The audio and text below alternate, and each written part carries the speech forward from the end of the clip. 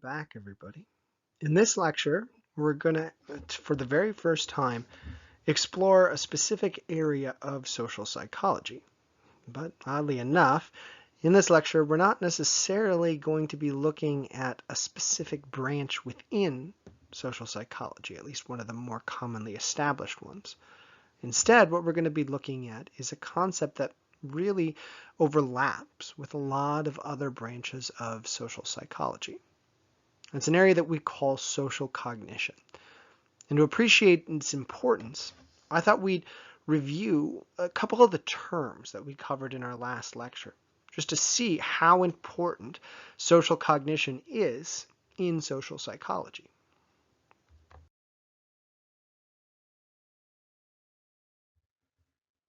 So if we look at the definition of social psychology again, something that we covered in our last class, you'll see terms like thoughts, feelings, imagined, highlighted there in red.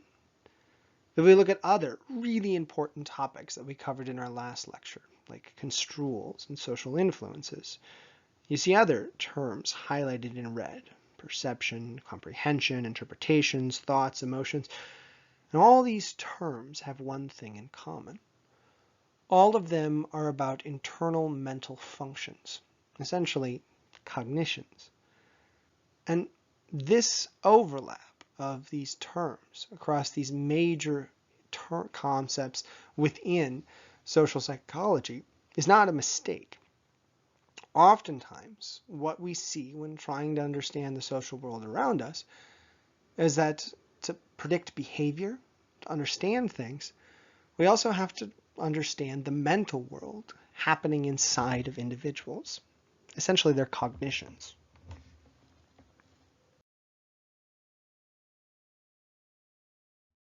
And to appreciate how important our cognitions are, I like to cite an analogy that one of my colleagues gave to me a number of years ago. In this analogy, he argued that all of us are essentially looking at the world through very imperfect pictures with lots of gaping holes in them. He argued that even though that world was imperfect, none of us saw it as so. Essentially, all of us, he said, are filling in lots of blanks, putting things together, drawing stuff together in ways that maybe don't even make sense to others, but in doing so, we're creating our own, in our mind, perfect representation of the world around us. And that perfect representation that we create through specific memories pulled, certain things that we focus on, allows us to get a better sense of who we are, what's happening, and figure out how we should react to different things in the world around us.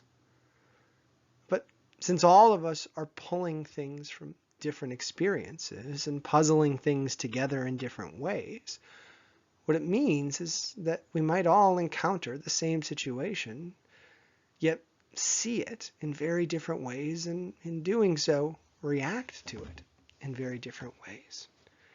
In essence, this imperfect picture might give us a better sense as to why social psychologists so often struggle to understand how things work for everybody, because, as we mentioned before with construals, we're all sort of encountering the world in completely different ways at any given moment. This is what social cognitive researchers study.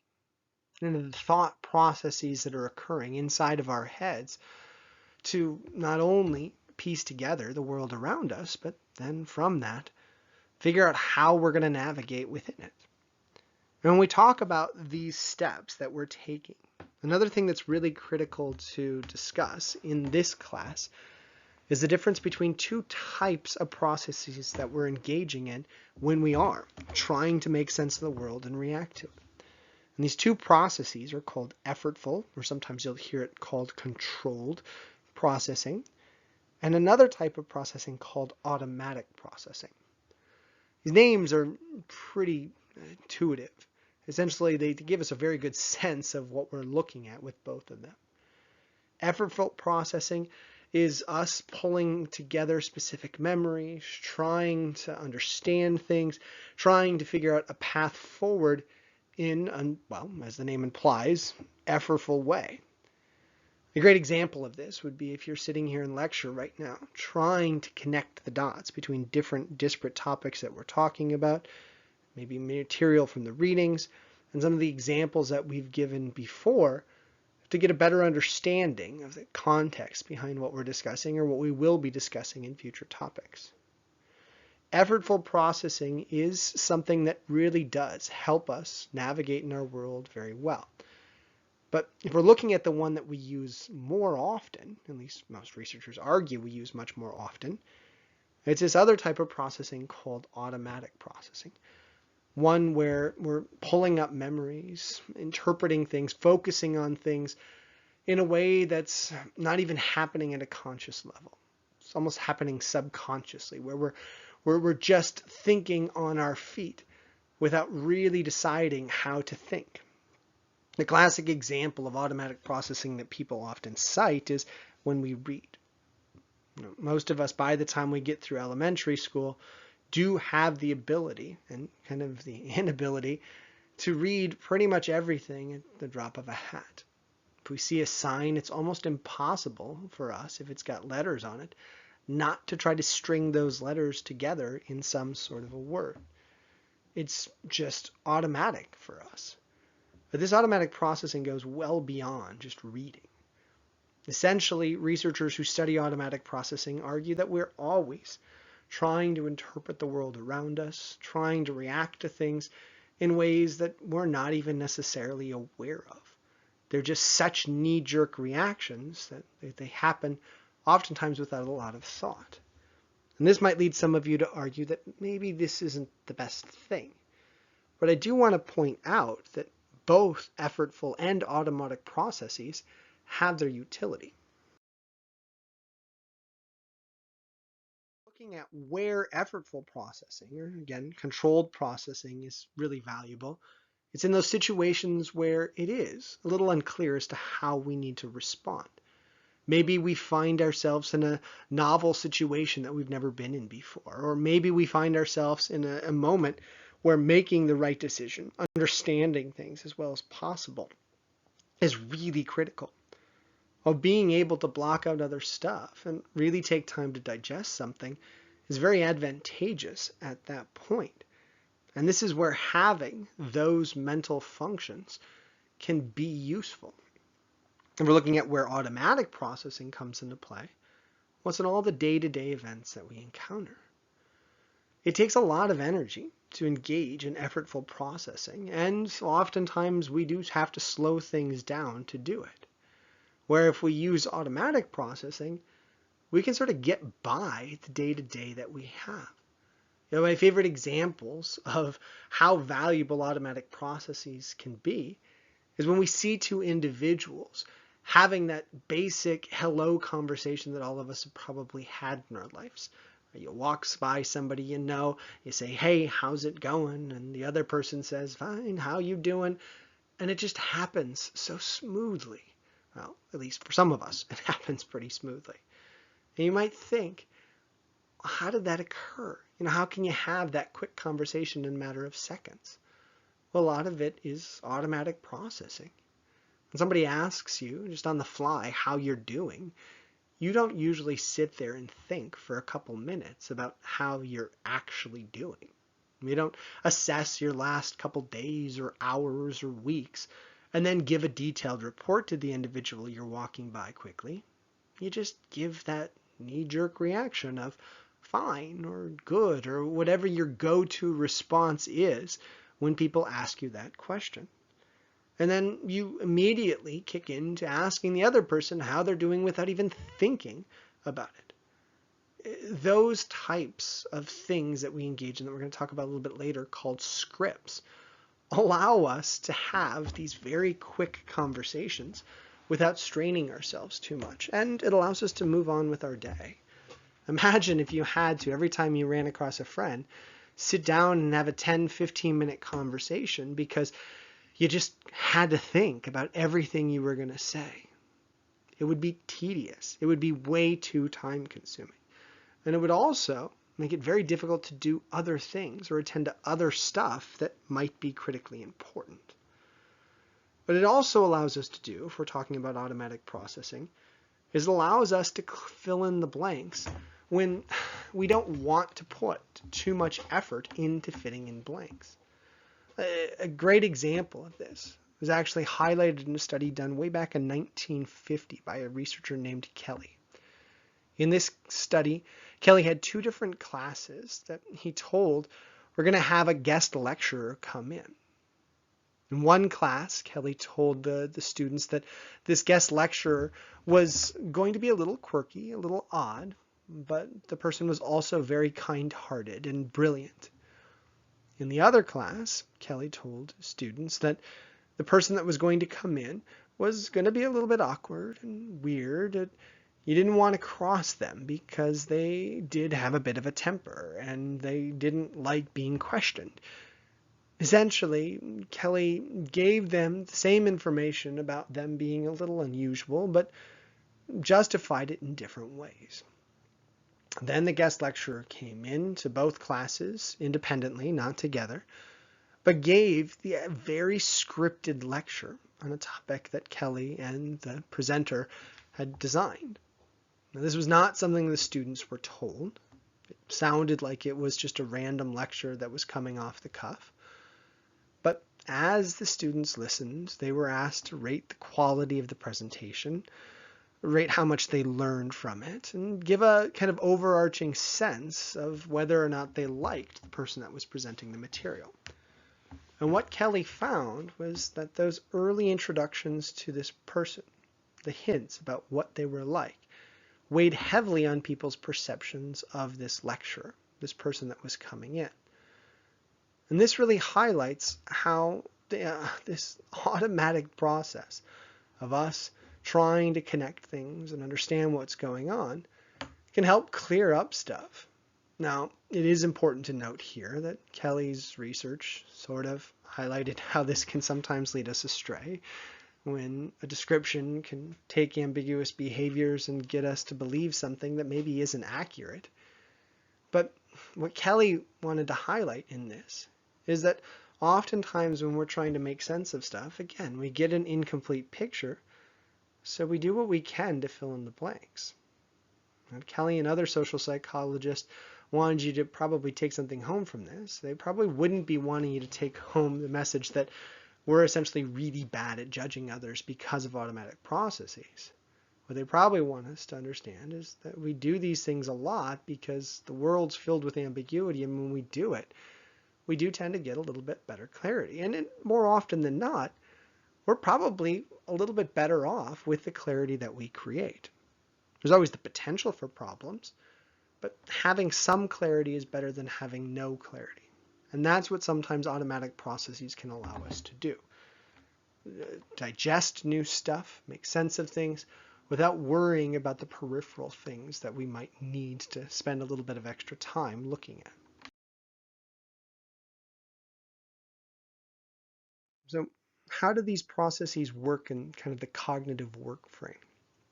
If we want to define what social cognition is all about, well, social cognition is very multifaceted.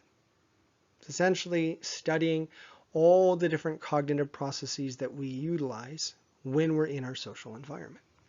This means that social cognitive theorists can look at how we attend to things, how we make sense of the things that we attend to, which things we bring up in our minds to better understand something, and also how we decide to react to those environments after we've brought certain things to mind.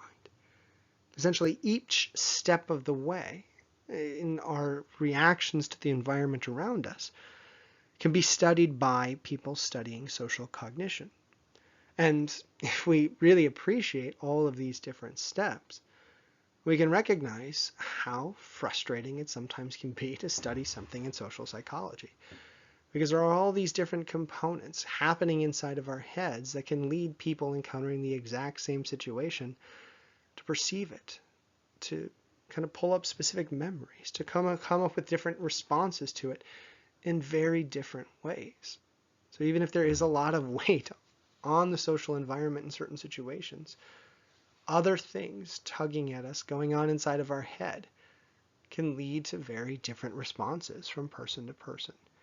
But this is what social cognitive psychologists try to tackle: the amazing interaction between our cognitive world and the social world around us. Now we're looking at other concepts that are very closely tied to social cognition. There's another set of terms that I want to mention here. The first big term that I want to cover is this idea of something called a schema. Schemas are concepts that often get tied to our history of psychology and the famous developmental psychologist named Jean Piaget. But schemas are an idea that we're going to revisit numerous times in this class as well. In particular, we're going to talk a lot about this general schema that we call a stereotype, a generalized belief about members of a group simply because they're a part of a group. But there's another type of schema that exists, and it's important to talk about in social cognition, called a script, a generalized understanding of how something will unfold in a specific event. We're looking for an example of a script. Think about how you've kind of learned to behave in a specific classroom. Maybe not this semester, but in previous semesters. You've probably learned how to take turns, or where to sit, or how to direct your attention, or when to show up and what to do. All of that involves a script, kind of a generalized understanding of a sequence of events. And these scripts are everywhere. The classic example of an automatic script that almost all of us have is when we've done a repetitive series of events over and over again, we sort of just go into autopilot and do those things without thinking about it. For those of you that have had jobs for an extended period of time and driven back home almost every single day, or walked back home almost every single day from that job, you might find yourself occasionally just drifting off on those trips home and not even realizing when you got home how you actually got there. And that's really a byproduct of not only us using a script, but us using automatic processes to activate that script and figure out how to navigate home while we're distracting ourselves with other thoughts or other things going on. Stereotypes are also a very important schema that does play a role in our social cognitions, because here we can understand maybe an individual based on their group membership, or even somebody they look like, or something that we've just recently encountered. And in combination, stereotypes and scripts are both types of schemas, and they're both things that leads to a lot of the attention and thoughts and decision-making processes that we've talked about earlier. Tie things together even more, we can talk about another term that's often used in social cognition called accessibility. Essentially, what researchers argue is that when it comes to stereotypes and scripts, in our minds we probably have a ton of them. They're all over the place, but we're not using all of them at any given time. Instead, we're using a select few to understand how to piece together situations and react to those situations. Sometimes when we're talking about accessibility, we have certain scripts or stereotypes that we lean on a lot. We tend to call these things chronically accessible schemas. And the classic example of this is somebody that always sees the world through the lens of politics, where every social interaction, everything that we're trying to read about in the paper, everything that we're trying to discuss goes back to politics in some way, shape, or form. There might also be an individual you know in your life that tends to focus a lot on health, be it mental or physical health, or a combination of the two. And they find a way to think about every situation and every environment kind of in a way that surrounds that idea. Or you might know your social butterflies that think about everything in a social context, getting to meet new people or form new friendships, or think about something involving friendships in almost every single encounter they have. And all of this is a collection of examples of chronically accessible schemas, and many of us have these things that we're carrying with us throughout life that gets us to use certain lenses in every encounter that we have. They're not necessarily bad things, they're just things that are kind of personalized. In fact, some people have linked these chronically accessible schemas to the topic of personality, something we mentioned in our previous lecture. If we're looking at the schemas that are really dependent upon the social situation, there's another type of schema that becomes accessible called a primed schema. One that really comes about not through something that's constantly going on through our head, but something that we've encountered in the environment. And most people argue that many primed schemas are being primed in an automatic way, not an effortful one, not one that we're actually thinking about. And a great example of this, one of my favorite examples of primed schemas, is something that you might have heard of if you've ever thought about getting into med school, called med student syndrome. For those of you who've never heard this term before, it's this weird effect where students, as they're progressing through med school, start to diagnose themselves and others with almost every ailment they're learning about in their classes, even some of the more distant historical ailments that haven't been around for centuries. And it's because they're attuned to specific cues, specific information, that they start to do this.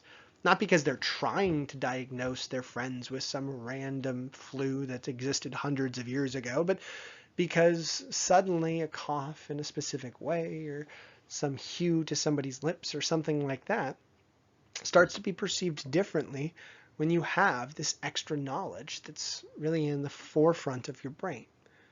I think this happens all the time. We get these things that push us in different directions, and all of a sudden we're shifted. This happened in a lecturer study, and it happens in numerous ways, even when we think of something really being unrelated to another event gets primed. One of my favorite examples of this is actually one that we can replicate here in class. So if we were in an in-person class, what I would be asking you to do right now is getting into pairs and coming up with sentences for a list of words. Half the class would be asked to come up with sentences for a list of what we call neutral words or random words. And the other half of the class would be asked to come up with sentences for the words that you see listed here: kind, social, breakfast, share, cold, real, and spiritual. I tell every pair that has gotten together that they need to collaborate with each other and come up with just one sentence for the word kind, and just one sentence for the word social, and one sentence for the word breakfast, all the way down so they have a total of 8 sentences when they're done. And then afterward, I ask people to report who did the majority of the work. Was it you or the person you were paired up with? A number of decades ago, by 2 researchers named Sharif, actually not a number of decades ago, about a decade ago, 2 researchers named Sharif and Noor Zion. What they had people do is either come up with sentences for words like you saw here, that what they called spiritual words, or sentences for words that, again, they called neutral. And after they were done with this components to the study, they were told that they were going to be paid for their participation, unbeknownst to them when they signed up for the study, but that the pay was going to be dependent upon how much work people put into the activity. And Zion Sharif essentially suggested to people that there might be some freeloaders and people not doing their share, so they picked one person within the group who they argued to them seemed to be the one that was putting in the lion's share of the work, and that person, they said, was going to get to dictate how much of those $10 that they were given were going to be distributed to them and their partner that they were randomly paired up with. And what Sharif and Noor and Zion found was that the words people were primed with had a pretty heavy impact on how they eventually split the money that they were potentially going to be given. For those that were seeing the spiritual words, the vast majority of them split the money pretty much down the line, to where the partner out of the $10 got around $4.44 on average. When people were given neutral words, ones that didn't involve being nice and sharing and loving and kind and all those wonderful things, they only gave their partners $2.56. Now that means that there were some people that probably split things down the middle, but as an aggregate, there was a dramatic difference between those that were primed with spiritual words and those that weren't.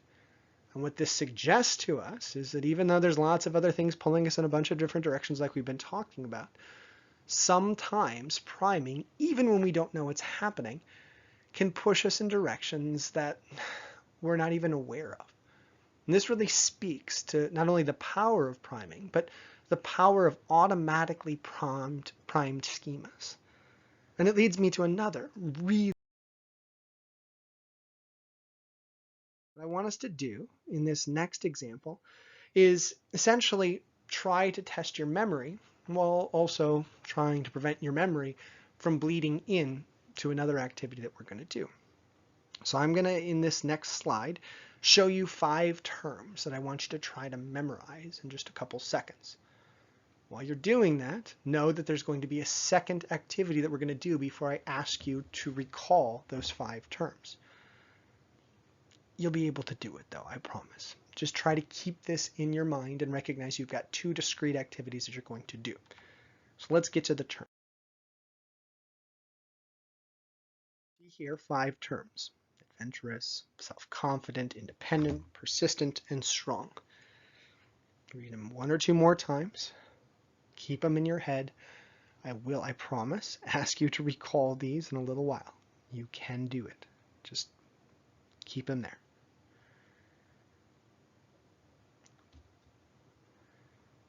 Okay. We're going to have a little bit of a distractor. So I'm going to read to you this story about a gentleman named Donald, and I want you to assess whether or not you agree with Donald's choices after you've been asked to recall the words. Now, this story talks about Donald, a recent college graduate who decided he wanted to rent a yacht and sail it around South America for 2 months after graduating, not while he was at school. We also find out that he realized that money would be tight in both the rental of the yacht and the trips, so he decided to sell a handful of stocks that his parents had invested in for him, and he also sold most of his own possessions. It's a pretty bold move here by Donald. What I'd like you to do, it says 4, but the 5 words that you were asked to remember. Give you a second to do that. If you're writing down the notes, I'll give you even more. And then after doing that, I want you to assess the appropriateness of Donald's decision. Was it good? Was it bad? Was it just kind of odd? My guess is that a number of you might have thought of Donald's behavior as somewhat appropriate.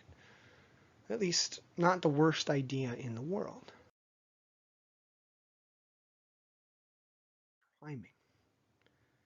Well, in the original study that did this, the Donald study, people were given primes like you were, where they saw these positive words and then read a story about Donald that was a little bit more detailed, had a lot more elements to it. Or they were primed with negative words: deceitful, conceited, selfish, words like that that they were asked to memorize, and also read the same story about Donald, the same detailed story about Donald. And when people were asked to judge the appropriateness of Donald's activities, even though they were told the words that you're memorizing have nothing to do with Donald, don't try to pull them into Donald, people's perspectives of Donald changed dramatically based on the words that they were asked to recall. And this is a really important thing to highlight. In the first activity, when you were reading words and coming up with sentences for them, you were being primed kind of unbeknownst to you. You maybe were a little suspicious since you're sitting in a social psych class, but you didn't know you were being primed.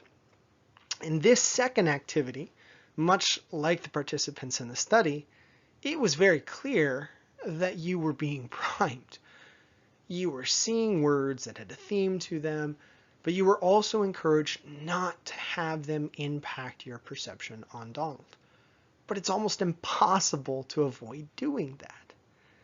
And this really highlights not only how powerful priming can be, but how oftentimes priming is just this automatic thing that's happening below the surface that pushes us in ways that we're not even remotely aware of. And in classes like this, it leads to just kind of funny effects like we would have found if we were in an in-person class.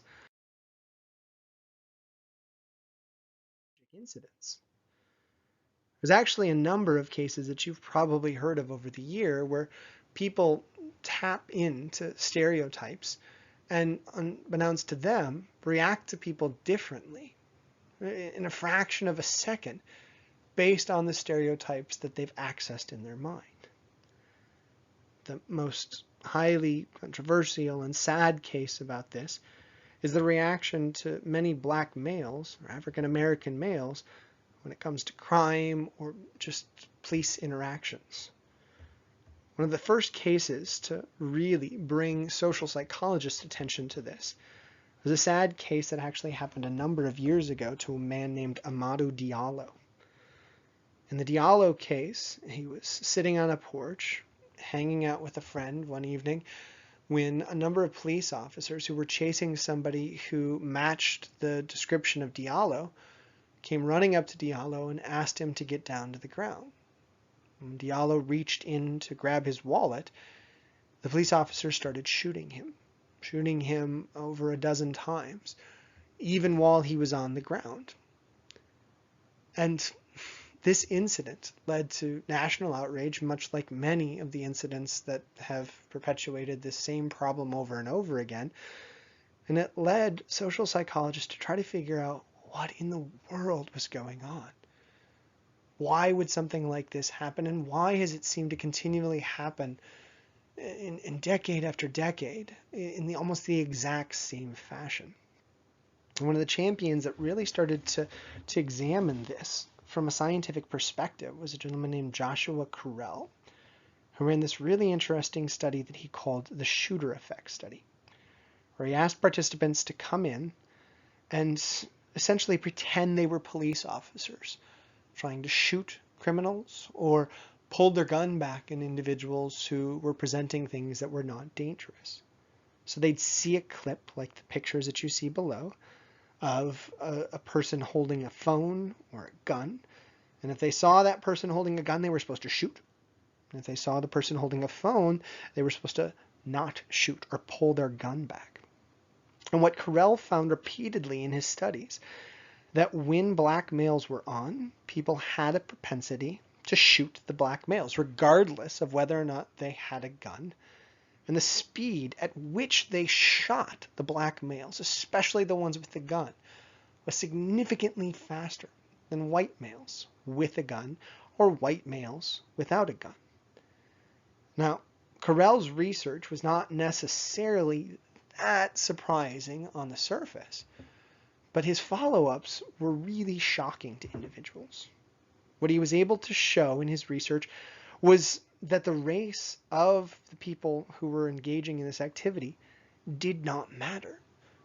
Also, he kept finding in the studies that a level of training that people got only had a minimal effect on the biases that people were engaging in this activity.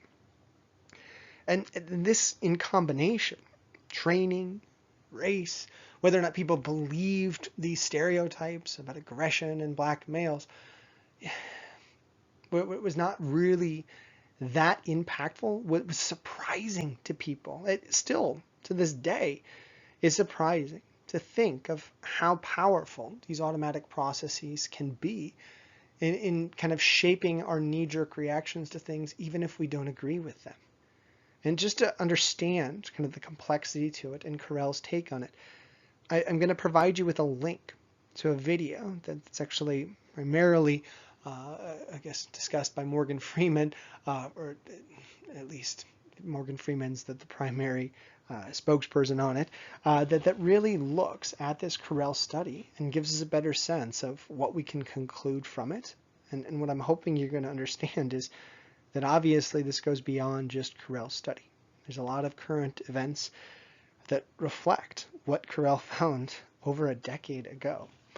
And it really highlights how automatic processes and priming can sometimes be fine on a situational basis, but it can also lead to tragedies like this that we have to be cognizant of.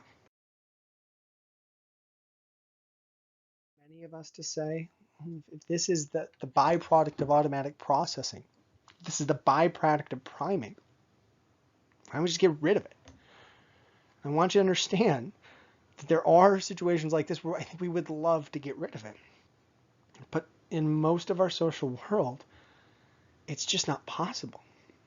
As we talked about with the conversation example earlier, it would be really tough to interact with our world if we weren't doing a lot of things on sort of autopilot. Having to think about every single thing we're going to say and everything we're going to react to and everything we're going to pay attention to and every decision we're going to make is tedious. It doesn't really have any, I guess, possibility of happening. So we have to sometimes kick into those automatic processes. And what exacerbates the situation is sometimes even when we engage in controlled processes, we're not making that many better decisions. Some studies have even shown that we're almost exactly in the same place when we have time to think about what we're going to do in situations, maybe to kind of grab at stereotypes or scripts and not, versus when we have to react right at the moment. And even if we do have time to think, there's numerous researchers that have shown that we don't even want to think then. Most of us, when we look at Carell's shooter study, tend to argue that we ourselves wouldn't be biased like that. We wouldn't have those reactions that many participants in Carell's study have. And therefore, we don't have to think that much about every move we make, every action we take. But that's faulty thinking. More often than not, we do let stereotypes and scripts dictate a lot of the things that we're using to kind of see the world. And when we rely on them, we don't even recognize that we're doing it.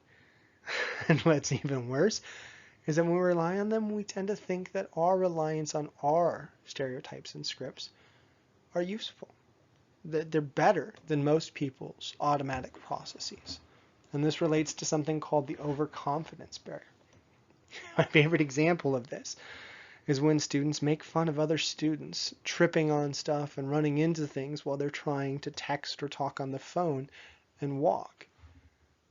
They think that everybody else just can't possibly do it because it's just too overwhelming to them, but then they find themselves doing that exact thing and also running into things and tripping on stuff and doing the same embarrassing stuff. There's a challenge for us, even if we want to be more controlled in our thinking, to getting past recognizing how often we are using automatic processes and then getting past this kind of vanity of thinking that our automatic processes are better than those of other individuals. If we can try to address these things and also try to find ways to circumvent automatic processes that are really problematic, well, then there is a chance that we can get past some of the tragedies that we've encountered in the past. And this is where I want to close out class, with a better understanding of what social cognition is about, and also a better understanding of how important understanding this is when understanding our social interactions with the world. Hopefully now you understand that the area of social cognition casts a wide net. It's embedded in a lot of different areas of interest, and what we find within it really has utility in pretty much every topic that we'll be discussing throughout the entire course and throughout many aspects of our lives. If you understand that, very closely related topic. Not necessarily one that's intertwined with social cognition, but another one that tends to bleed into pretty much every area of interest in social psychology, the topic of emotions. And we're going to, in our next class, sort of define the place that emotions have in social psychology research and how social psychologists themselves can study the impact of social environments on emotions. But much like we see here with the social cognitive topic, you're going to see that it can sort of be studied on its own or be found to kind of bleed into a lot of other areas of social psychology that we're going to be discussing. I hope you got a lot from this. If you need to, make sure you review. And hopefully I'll see you soon when we start talking about emotions in our next class. Take care.